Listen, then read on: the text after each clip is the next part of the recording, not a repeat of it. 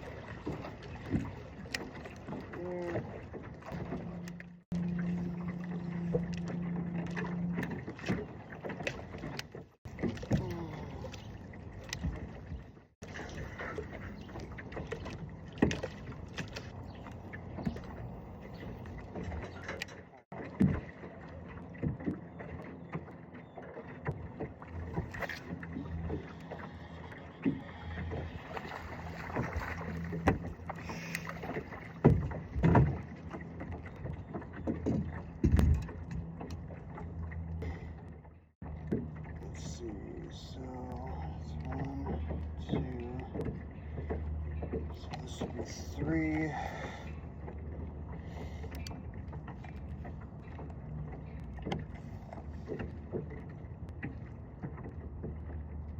$1.98.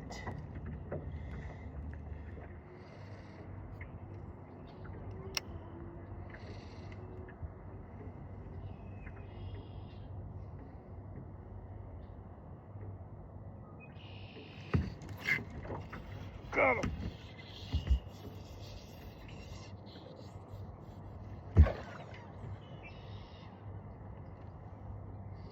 Stay down.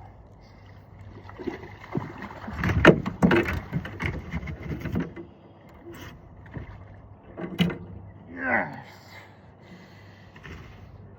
Woo! Yeah, buddy. There's a big one. Got him right in the top of the snout, too. Right in the top of the mouth. All right, pretty good deal out on the boat today. 4 pounds. All right, I am all finished up installing my new trolling motor, the Terrova. I was able to take it out a few days ago and it absolutely is a game changer. That spot lock is amazing. You just spend more time fishing and not trying to keep yourself in position. So before installing it, I did watch a bunch of other videos, and the newer trolling motors come with a lot more wires, and this guy installed his and he didn't like how there were so many wires up front and he didn't want to cut them, and so he just zip tied them up. And so what I did is I went ahead for the power. I drilled a hole, put a rubber grommet around there, fed it in there, and it's on the other side there right by the plug. Same thing with the pedal. I drilled a hole and now you can just easily pull it out, put the pedal wherever you want. And so I'm pretty happy with the trolling motor in general and how the install went. So slowly but surely I'm going to get this boat where I want it. I'll show you where I'm at with the power. So, and you know, just buying a boat and learning all these things, it's a lot. I mean, for me it was a lot of fun. I'm just like a sponge right now. I'm just absorbing everything. So I brought a brand new Chitole battery. It is 12.800 AH, and I've got a deep cycle house, and then I've got a starting battery. Here are my fuel tank. Here's my fuel tank, and I've got the in-house charger, the ACR, and the 4-position switch. And so having a lot of fun with it. I also installed a radio. The old dash right here was messed up, so I replaced this. I got a 4x4 sheet and cut it out and installed a new one. And the very next thing is this carpet. I did buy some HydroTurf, so I'm going to be putting that on there, and it's going to look a lot better. But yeah, there it is.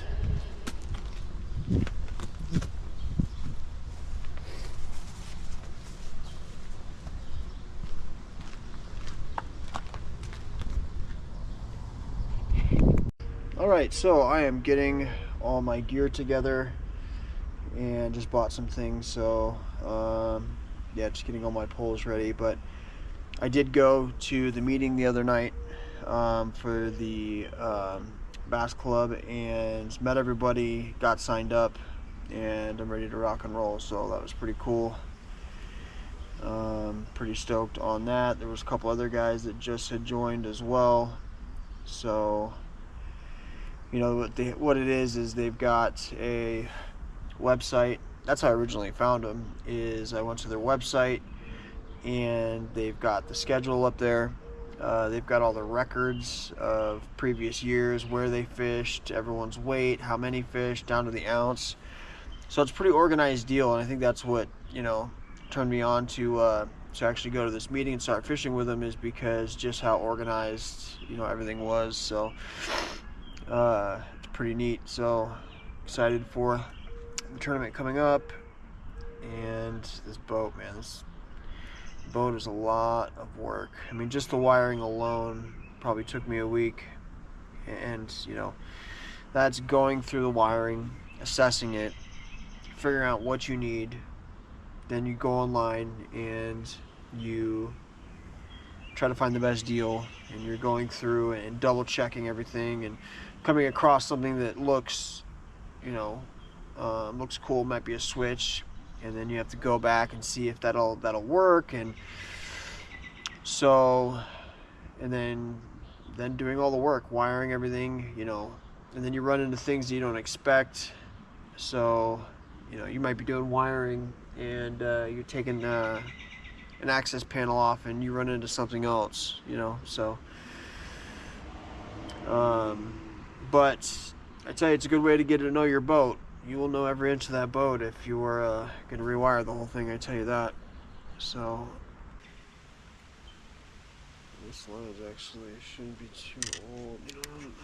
How long is fluorocarbon good on your reel for, you know, before you want to change it out?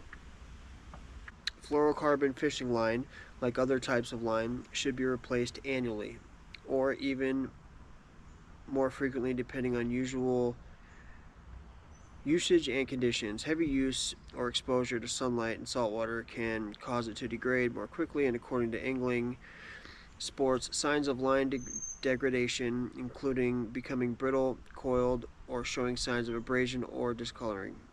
If you store your line properly, you can extend its lifespan, but it's generally recommended to replace at least once a year. What? So let's learn together, huh? On your reels. Now, when it comes to fluorocarbon and monofilament, you're going to have to change that out more often, because it does become brittle over time when it's exposed to salt water and also UV rays. It can become brittle and weaken. And also, when you start seeing your monofilament or your fluorocarbon become very, you know, coily, it coils up a lot. It's not, you know, limp and straight. See, here's a perfect example. You get a bunch of conflicting. There's a video of a guy saying, oh, you can have fluorocarbon on your reel for a year, which I've heard, from what I've heard, is you don't, I mean, like once a month. If you fish a lot, like, I mean, probably more than that. I get a lot of questions on my Instagram because everybody knows I fish almost strictly fluorocarbon. Like, everybody's like, braid. I don't use a lot of braid. That old Shimano. A couple people told me, well, that's how the pros do it.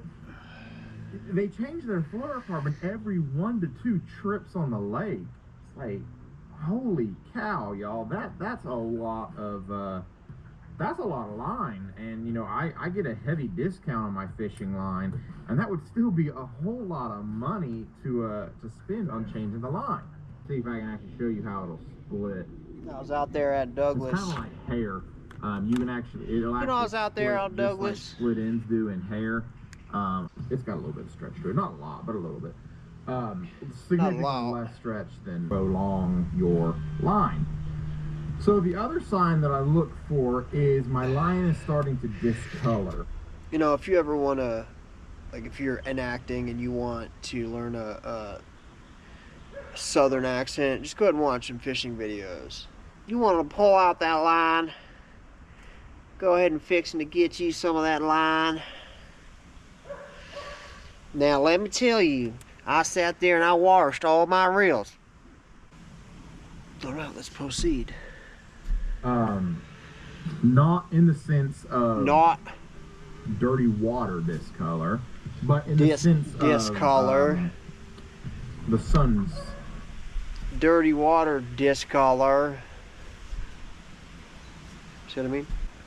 Alright, so as far as this tournament, it is at Stony Creek Lake. It's about a lake that's about 45 minutes from me, and I am going to go up there and pre-fish. Going to go see what I can't check out, see what I can't learn, and see if I can't smoke these guys' boots, you know. How sweet would that be, coming into a bass club and going to your tournament and just cooking them, just bringing them the business. It's funny, when I went on the company website or the club's website and I was looking at all those records, you know, I kept seeing the same names up at the top as far as placing wise on the tournaments. And when I went to the first meeting, I'm like, oh, so you're okay, yeah, all right, I see ya. So shall be interesting. Now granted, these guys have been fishing in this club and on these very lakes for years, so I'm just having, you know, more fun than anything saying that I'm gonna smoke their boots, but I'm gonna give them hell, that's for sure. I'm definitely gonna try, no doubt about it. I'm not playing around. Doing, Goob? You get up here, goosey papa. Huh? Well, what are you doing? You just checking on Papa? Bass Fishing Tips, Huh? and in today's video, we're going to be What are you talking doing? about You wanna get up here? bladed jig. You get up here. What?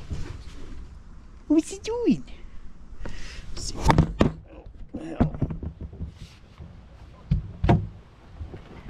You weird. Oh, good girl.